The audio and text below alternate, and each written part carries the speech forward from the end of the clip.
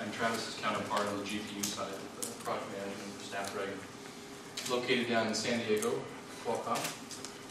There's quite a lot that Travis said that I can probably, draft off of. There's a lot of parallels between our integrated graphics processor and our integrated CPUs. I think there's kind of a very wide range of GPU and graphics and gaming knowledge in this room. Some of you guys, I know from talking with several of you, that you've been writing about this for years and years, and you're sort of experts in that field. Some of you are generalists, some of you are just learning about it today, and that's fine. We're going to start some with the basics, and then along the way I'm going to tell you about some of the differentiating aspects of Adreno 320. And we will have time for questions, so don't be shy.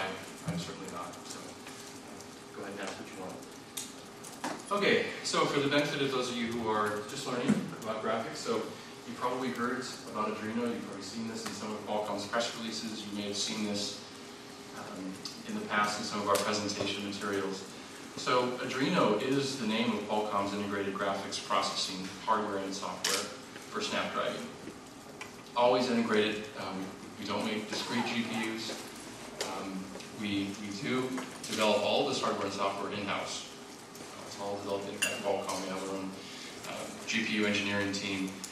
We also have teams that, as I'll say, we'll talk about later in the presentation, create tools, they create test applications, support third-party developers, and help our OEMs integrate their sometimes very complex graphics applications into their smartphone and tablet devices before they ship. So, just like Travis said in his slide, it is really important when you're looking at these systems, like what are they not designed to do? So our GPUs are really built exclusively to support industry-standard mobile APIs with mobile design constraints, so mobile being the key word there. If we were to design GPUs for workstations, or if we were to design them for servers, we would approach that problem completely differently. A GPU that plugs into the wall and has a huge chassis, a huge heatsink around it, active cooling, for example, you would just design that GPU completely differently than you would designing the GPU for mobile. So we bear that in mind, and it really shapes the architecture that we'll talk about a little bit later in order to accommodate some of those strengths, or some of those constraints. So the newest version of Adreno is the Adreno 320, and that appears in a few different Snapdragon chipsets. And it's something we've been working on for about 3 years. We started working on that around the time of the acquisition that we made of AMD Mobile. So a lot of graphics engineers that came over from that acquisition. We had an existing graphics team at Qualcomm. This is the combined effort of those two teams producing a brand new architecture, really from the bottom up.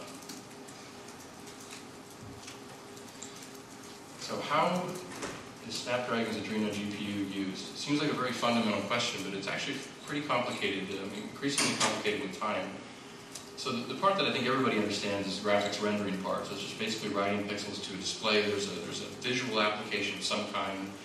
It's a game, it's a navigation application, it's a web page, a user interface, all sorts of things, anything that really drives pixels to the display that's not a video or not a camera image. It is something that the GPU actually accelerates. So, as Travis said, the GPU really is a slave device. The CPU is the master. It basically tells the GPU what to do. We'll go through that data flow a little bit later, and it ultimately draws pixels to the display. Composition is another area that's emerged and is really growing in complexity over time. This is something that's going to significantly improve the user experience for all mobile devices that have integrated GPUs in time. And essentially what that entails is combining multiple surfaces. So the pixels that result from capturing images through a sensor, in other words video or camera images, they also create surfaces that need to be displayed. And sometimes those need to be combined with text or other graphics images, or the GPUs being used to create transition effects or nice blending effects between these different surfaces. So you can kind of think of the GPU in that case as being an aggregator of all the visual content in the system. It's very different than rendering, so it's not actually drawing in that case, it is actually composing seen from other sources. So the third area, and one that is where we're very active, we have a lot of R&D efforts ongoing, is in this area called GPU compute. For those of you who haven't heard this alphabet soup of an acronym, what it essentially is it means general purpose computing on a GPU. So it's using the GPU to perform these really heavy computational functions so that a CPU, or in some cases an image signal processor, a DSP, doesn't have to. You can think of it as a co-processor. Typically, whenever you see applications that are very heavy on this SIMD type functionality, we have that floating point single instruction multiple data units built into our great processors. That's what Travis was referring to as Venom. That's our specialized hardware for the Neon instruction. However, sometimes those applications can get very, very heavy. They can go kind of even beyond what you can comfortably process on the CPU SIMD unit. And that's where the GPU really comes in. And there are some new APIs that allow that to be used on this new Adreno 320 hardware, which I'll talk about. Okay, so GPUs are also very different than CPUs in another fundamental way. And that's that not only do they all have a different microarchitecture, they all have a different architecture. Meaning that the GPUs that we make and some of our competitors make, we don't only make the hardware, the driver for them, we actually make the compiler and we define the instruction set. So the instruction set architecture for different GPUs they're not common. You'll have common APIs, common application programming interfaces that will allow the applications to use different GPUs with the same application code. However, the way that gets compiled and the way that the hardware is programmed by that compiled code is completely different. And in this way, this is why on the GPU side, it really doesn't make sense to count cores. You can't say, well, this one's a 5-core GPU or a 10-core or a 20-core. It really would be as dissimilar as trying to make some sort of representation about different CPU performance through saying, well, this one has 3 x86 cores, but this one has 20 ARM cores, so therefore the one with 20 ARM cores must be better. Or this one has 30 MIPS cores. They're just too dissimilar. It just doesn't work that way in GPU side. So the way that we handle things in terms of processing shaders, by the way, shaders, for those of you who are not familiar with graphics, is just a kind of a fancy word for a small program that gets compiled and is processed by a GPU in order to ultimately determine the color of pixels on the display or the outcome of some sort of a compute program. In the graphics world, as opposed to general compute, you can really break that down into two different types of shader programs. One of them is, there's a lot of jargon in graphics, but we'll try to simplify this. So there can be either a pixel shader or a fragment shader. When you hear those, they mean the same thing. So a fragment shader, it's just something that operates on pixels. Ultimately, it determines the color of a pixel. Right? We'll dive into this a little deeper for those of you who are probably getting tired of the introductory part. But the other part is processing triangles. Okay, so in order to process triangles or any other types of geometric primitive, you're basically running a vertex shader. Vertex shaders can do a lot of things, but at the high level, primarily they're used for calculating the position of an object in 3D space. They can do a few other things too, but for the sake of simplicity, we'll kind of leave it at that for now. Now, between different frames of an application, you can have a very different loading in terms of pixel processing versus geometric or triangle vertex processing. And it's really quite unpredictable. And what we've seen in applications, this variability is increasing over time. And so, like some of the GPUs, the high end of the desktop and workstation and console space, Qualcomm's Adreno architecture is based on what's called a unified shader. So that allows the arithmetic logic units, which are kind of the core of these shaders, to be used for either pixel shading operations or vertex shading operations. So in some other mobile GPUs, which kind of haven't caught up to that high ends of the efficiency and shader processing, you'll see that there's a fixed ratio. So in this example, it would show, let's say if you have a fixed number, 50% of your arithmetic logic units, by hardware design, by the way the compiler accesses them, are only allotted for either pixel shading operations or for processing triangles, vertices. You can see that in this first frame, if you have a certain load that's more than 50% of triangles, well, you really want to be able to use this portion of this for processing those triangles, right? But you can't because they're, by design, they were allocated for pixel processing. And then in the very next frame, when the balance swings the other direction, you want to be able to use this quantity of shader operation cycles for processing pixels. However, you can't because you have some of this logic here which is hardwired and dedicated towards processing vertices or triangles. So you can see that having this auto-balancing, this unified shader architecture, is universally better. This is the reason why it's been adopted by most modern GPUs, and on the mobile side, Qualcomm is already there, and have been. This is our second generation GPU with this architecture. So another aspect of the way that we try to minimize the bandwidth and the power consumption and the load on the CPU is by this process called binning. So in this binning architecture, what we do is basically we split up the rendering surface into a certain number of bins. You could pretty much interchangeably use the word bin with tile. You'll find in graphics there's like three ways to say the same thing. So if you're more familiar with the tile terminology, that applies here. Effectively, what we then do is we'll transform all the geometry inside of the scene. Will calculate whether that particular triangle, for example, is present in this bin or whether it's present in that bin. And then that information gets kind of encoded and it gets saved off. And then during the rendering pass, we use these visibility streams to really declare whether a triangle is visible or not visible. That portion of screen space, this current bin that we're trying to render. And then if it is, then we process it through the rest of the pipeline. We light it and we drive it onto the back end of the GPU and out to the display controller for display. And then once that's done, we process the next bin. So the real advantage of this is that you can have scenes that have many layers of depth complexity. So depth complexity of 5 would mean that you have basically 5 layers in a scene. Sometimes those different layers will be what they call opaque, which means you cannot see behind the layer in the foreground. But oftentimes they'll be semi-transparent. They'll have some alpha associated with them so that you can actually see multiple layers in a scene. And so the real advantage to this approach is that you can collapse many layers of depth complexity down to a single write to the frame buffer.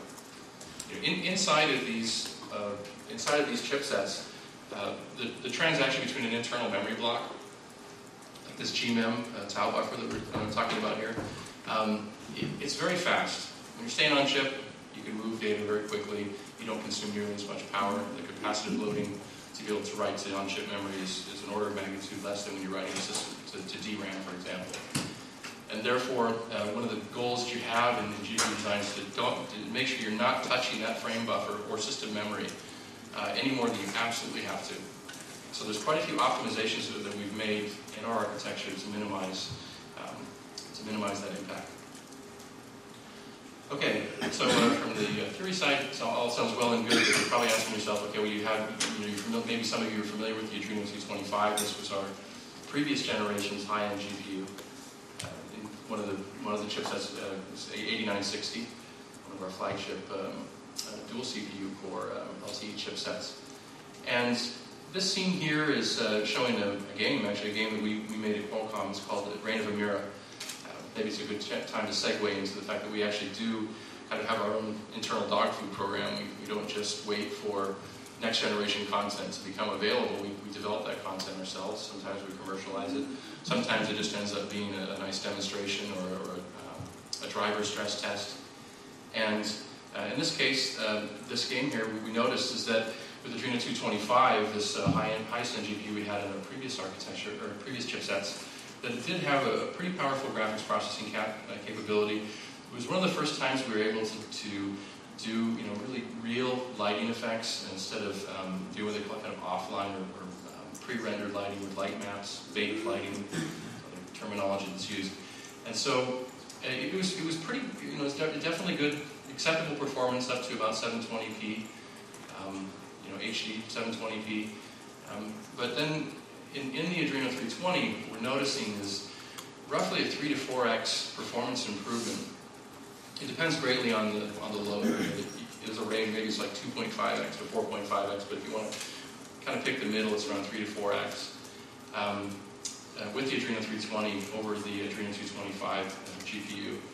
And so what that allows you to do is you can have even more, more geometry, and you're seeing more advanced lighting effects. You can see the difference in visual quality between these two. And you can support sort of even beyond that 1920 by 1080p with still, very, very responsive and smooth gameplay. So kind of wide HD, we're seeing those types of LCD resolutions being used for chipsets in this class. So we're pretty pleased with the performance on the graphics rendering side overall. Okay, so I'm going to dive a little bit deeper into a slide that Travis showed. So, as Travis very correctly stated, there are multiple subsystems that are responsible for the task of rendering high-end graphics. And those are, in Snapdragon, they are the quad-core crate CPUs, the Adreno 320 GPU, these two significant engines here in purple, and then in the brown box here, this represents system memory. So one of the benefits that we get, and the reasons why we can accommodate such heavy game loads is because we do have this quad-core CPU, and we have worked with companies such as Unity on the game engine side to effectively multi-thread this game engine for these quad-core crate CPUs. So in this example, as you might have seen from Travis's slide, there is artificial intelligence can be actually a fairly heavy load in some of these games. It's really noticeable. Really, there are whole companies that are out there that make these AI engines. Really efficient AI enhances the game quality. There's nothing worse than playing a game when all of the enemies are just running right at you, waiting to be shot. You do want them to, be able to detect that you have a loaded weapon, and they should probably hide behind something and try a little harder to get at you. So that's a very simplified version of what AI is all about. So animation, that can also be very advanced. Surprisingly, we've seen some of these animation engines being used outside of games now to provide some really interesting experiences on UIs. But essentially, animation, for the most part in games, means that you don't have somebody coming up and kicking you like it looks like a robot. I mean, it actually physically looks like the natural movements that you would have with human physiology. And then physics, it's also another heavy load. Detecting when two objects are going to collide, knowing from the materials or other data about that object how they should respond when they hit each other, for example. And then other aspects of pre-rendering, just kind of setting up the scene to send these command pointers to the GPU to program it to then start taking on the rendering task. So in our architecture, we effectively just fetch this GPU data from system memory. So the CPU just sends command pointers over this internal bus to the GPU, and it says, okay, I'm about ready to draw this part of the scene.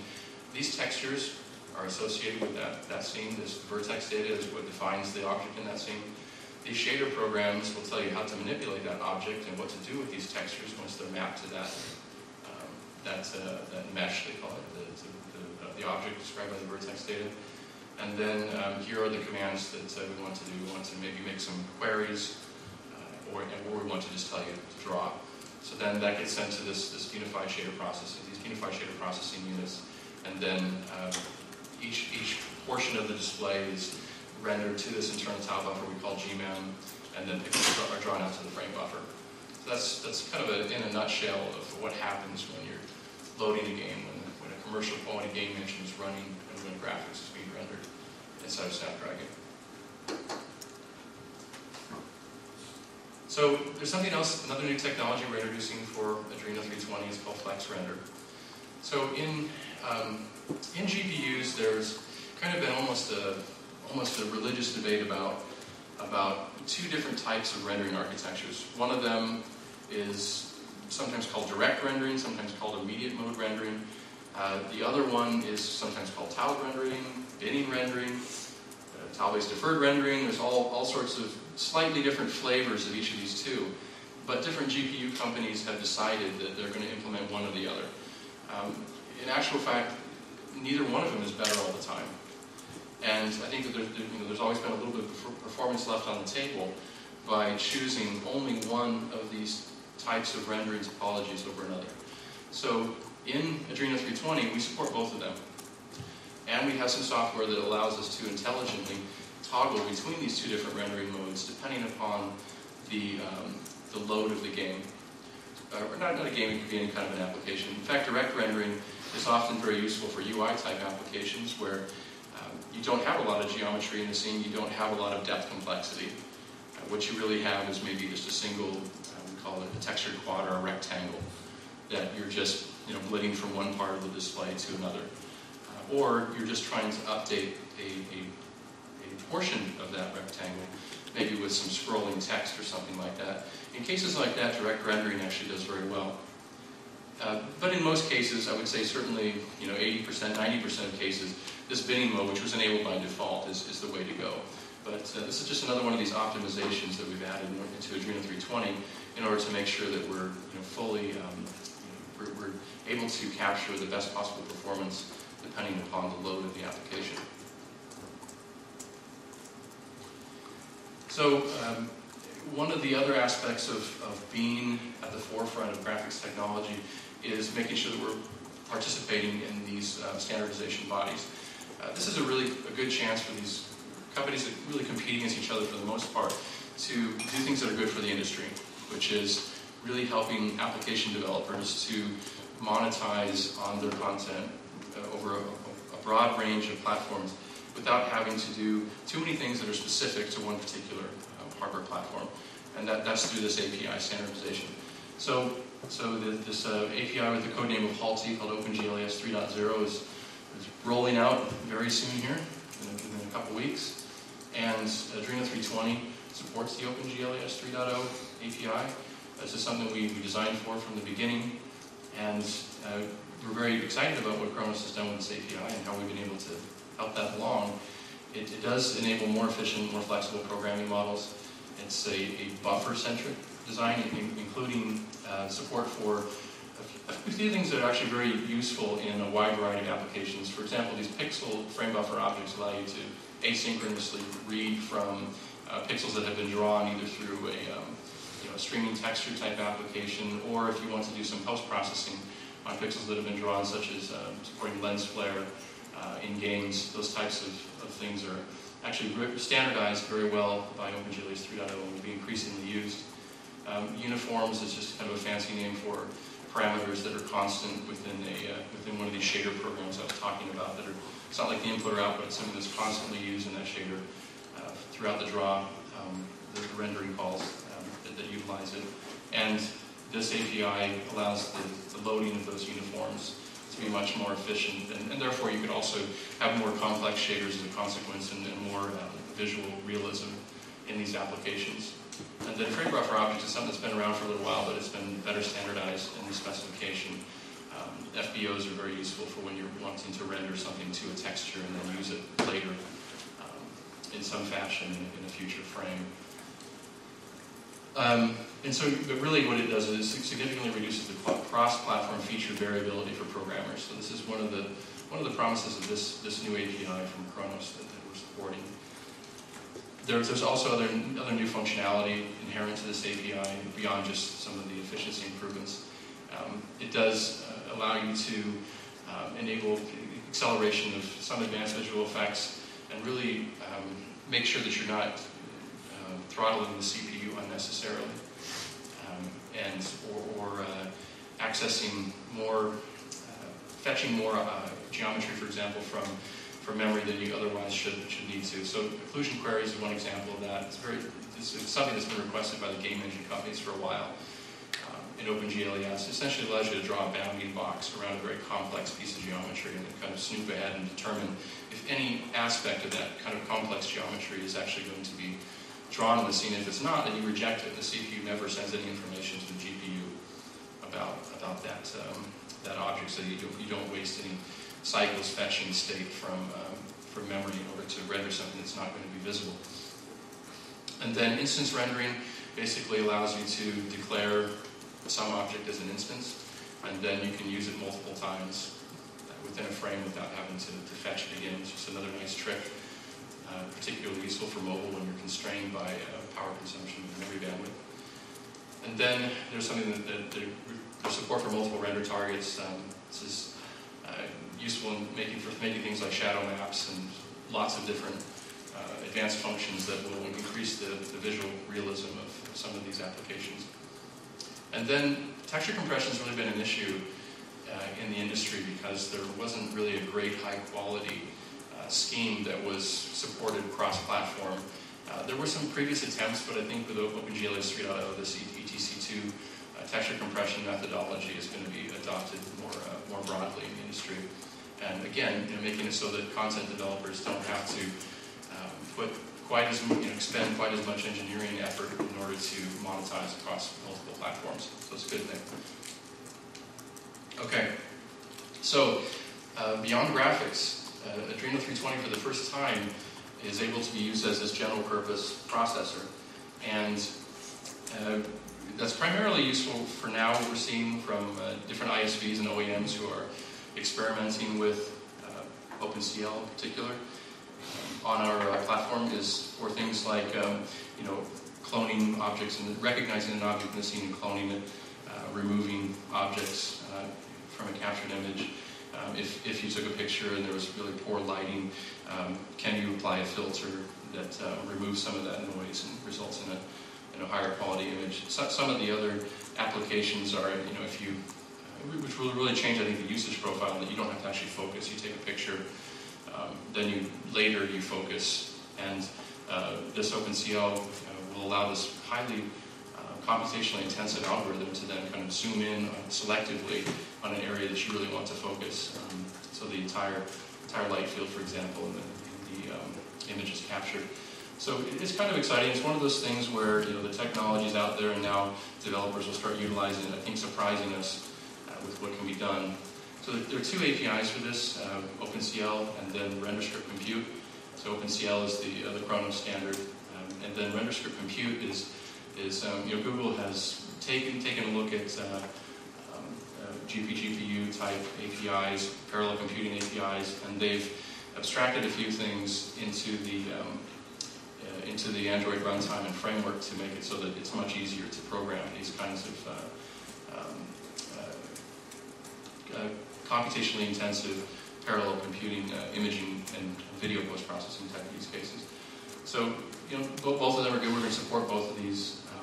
We have customers asking for us to support both, so we intend to. 5 minutes. Okay. All right. Trends with benchmarks. All right. I want to hit this a little bit. First of all, I want to say something. Benchmarks are not a means for hardware vendors to clobber each other over the head. I think sometimes that gets played out. I think it's fun to talk about that kind of thing, but it's almost like when you watch a football game, you kind of assume the guys in the field don't like each other, but at the end you see them all out there shaking hands. We are sort of in this together, and the more we can standardize on the types of tests that we have to tune for, the better off each company is going to be. The more accurate those tests are, the more representative they are of real content, the better we'll be able to design hardware and drivers and compilers that meet the needs of our customers and improve that experience. That really is what motivates it. This other part is just a fringe, a 2% of the problem where we have some insidious things that go on between hardware companies, but it doesn't happen nearly as often as you might think. Anyway, so what's a well-written graphics benchmark? It's one that basically predicts performance of real-world applications. It needs to be written with a relevant API, one that's current, OpenGL ES 2.0 or 3.0 in the near future here. It should be written with fundamentally sound design practices for GPU in mind. And there are certain things that if you've been programming for GPUs for a while, you just know there's certain things you do and you don't do. If you're brand new to programming GPUs, you don't know that, and you end up creating a so-called graphics test, which really doesn't stress the GPU at all. It's just sitting there burning cycles on the CPU and trying to fetch things from memory in a very inefficient way. So it also should include things like frame counter, some types of metrics that ensure correct conclusions, and it should run on some of the latest OS targets, so that you aren't just you're not just testing, gingerbread versus ice cream sandwich. So appropriately designed benchmarks for GPUs. They're generally designed by a few companies. We have RightWare here today. Very happy about that. I think that they have some excellent engineers. Kashanti's another one. Tactel's another one. These are companies that know how to make commercial-grade graphics engines. They know how to program GPUs. They have good artists. They make intelligent decisions about the loads that are very representative of real-world games. And they're useful for us for driver development. So that's where we primarily engage with them, is to help us stress our product and make it better. So poorly designed benchmarks, and unfortunately more and more of these appear each day. It's really unfortunate because it kind of drowns out the good ones, the ones that are actually really useful to experts like us for to make better products. They get drowned out by some of the inferior ones. And there is sort of a commonality between the inferior ones. They tend to have very poor coding practice, and the revision control is really bad. So you don't even really know what you're testing sometimes. They could churn out 4 or 5 different versions of them. And they don't really represent real-life scenarios of graphics UIs or games. For example, they may have 2,000 draw calls in a frame, whereas 75 to 200 is kind of typical. That probably captures a very large range of the GPU applications. So whenever something is not really representative of real-world content, it is helpful when you guys recognize that, so we don't get pressure to try to design products to get high scores on things that really don't improve the user experience in any way. So this is an area where we definitely like to talk more with you if you have questions. So evaluating graphics performance is pretty simple. You do want to use graphics benchmarks appropriately. You do want to run all the good ones. You want to kind of take an average, because they all stress the GPU in slightly different ways. They all stress memory subsystems, CPU in slightly different ways. Don't ever just look at a single benchmark. Make sure that you're looking at a bunch of them and draw the conclusions from some sort of an average. I would say there's definitely no substitute for testing commercial content on smartphones and real commercial tablets. Make sure you test a few different ones from different OEMs. Just basic things. Pretend like you're a consumer. Can you load the games? Do they play smoothly? Is the UI and browser scrolling responsive? How does the battery life compare to other devices? I'm going to skip over this really quickly, but there's an aspect of the ecosystem that's very important. You have to do more than just provide a chipset and a driver. You have to provide hardware tools and software tools. We can also make these available to you guys. So if you're a tinkerer and a blogger, we really encourage you to get your hands on some of this collateral, and we can tell you how. We have some other collateral, like the Snapdragon Game Command application, which helps you go out and aggregate different games, which we know that have an excellent user experience on Snapdragon, provide some game industry news, some other kind of value add that we provide that's useful. Okay, so in conclusion, Qualcomm's new Adreno 320 Snapdragon GPU for S4 is here. We're very excited about that. Something we worked on for a very long time, and we're very proud of it. It does support new features. It supports unified shaders in an even more performant way than before. It supports this new Flex Rendered technology, GPU with OpenCL and RenderScript. This new graphics API, the OpenGL ES 3.0, codenamed Halti for the time being, and then 3 to 4x better performance than previous Adreno GPUs. We've expanded our ecosystem support. And very importantly, we want to work closely with you guys as you evaluate our products. If you have any questions, you can come to us. We will answer your emails. Hopefully we'll answer them quickly. And that's about it. Any questions? Go for it. Okay, I've got 3 this time. Okay. First of all, regarding non-game applications that are accelerated on the GPU, when Google launched Android 4.1, I was a little unclear as to whether the Project Butter UI enhancements used the GPU. And could you tell me whether Project Butter and the improved UI takes advantage of advanced GPUs, or is that still all on the CPU? Yeah, I don't know so much about that particular UI. I can tell you in general, Android UIs, they are GPU accelerated. Okay. And not just for the drawing, but also for the composition. Okay. Okay, now when you talk about the hopefully standard texture compression methodology, Right. If this becomes more common, does this mean that we're going to see those gigantic supplemental collateral game files become smaller? A lot of high-end games now are downloading these like 250, 500 megabyte files, which aren't that practical on small storage devices. Does this reduce the size of those files? It definitely has that potential if that's what the publisher decides to do. I mean, the textures are a huge part of the total size of the game. Okay. So if the standardization takes off, as I think it will, it definitely will. Definitely has the potential to make these downloads smaller. Okay.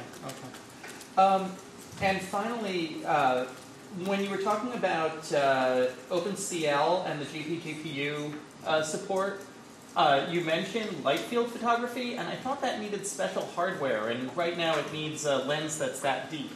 So how does this enable light field photography? Does this enable light field photography without the wacky Litro hardware?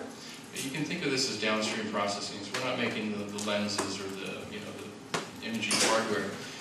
Once that image is acquired, what OpenCL or RenderScript compute as an API does is allows you to then manipulate that data using the significant SIMD processing capabilities of the GPU. So we're not making the upstream hardware for that. I mean, Litro is a company that makes that.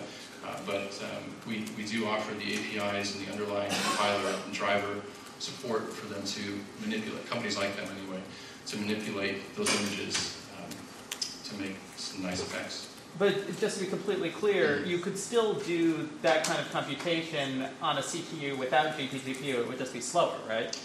You'd be definitely more limited. I mean, and you also could do it without using either of the APIs I mentioned. It's just that those two APIs happen to be particularly efficient at accessing the kind of compute hardware that's useful for manipulating those types of algorithms. Okay, thanks. Brian? I had a question. Sure. Can you talk a little bit more about complex render, and when you make the call to switch to immediate mode, is that on the fly? Is it baked in? Well, it's sort of twofold. I mean, there's like there's an API which allows you to, let's say, for example, if you know very well that, okay, in this particular application, I know I have a lot of depth complexity, so I just want it in. Well, that's going to be the default. If you know, for example, that you want to render something directly, or not I should say, if you have, let's say, a persistent back buffer update, or you have a single layer where all you're doing is a simple lit operation, but maybe you're updating a portion of that region each frame, then that would be an example where you might want to use direct rendering, and there's an API that allows you to do that. Beyond that, though, the other software which is kind of in beta phase right now is twofold, and that is using some heuristics that kind of indicate which mode would be the best rendering scenario, and then switching that on a per frame, per render target basis. And the other kind of combined intelligence that goes along with that is rendering in one mode for a few frames, measuring the amount of time, rendering the other mode for a few frames, measuring the amount of time, and then switching to the one that requires the least amount of time to render that load and display it. And having that happen kind of periodically to make, in case the application profile changes significantly over time, you do kind of want to monitor that. So it's sort of a combination of what I've said there. And we'll see. We'll see how it is. Can you the direct 3D level change at all? Sorry? The direct 3D feature level, like 225 is 900 It's all, maybe it's probably something that's worth clarifying too, because there's been a lot of confusion about this. Yeah. I mean, for Windows RT applications, I mean, everything's basically a DirectX 11.1 application. There's a runtime that has basically a shim layer to drivers of different feature levels. So, yeah, it's DirectX 11 feature level 9.3. Sure. Okay. Thank you. Okay, thank you very much, Tim. Now, we've covered CPU, GPU, and the last area in the trifecta is web. And we've got Mike Genowich here to talk about web and Leland.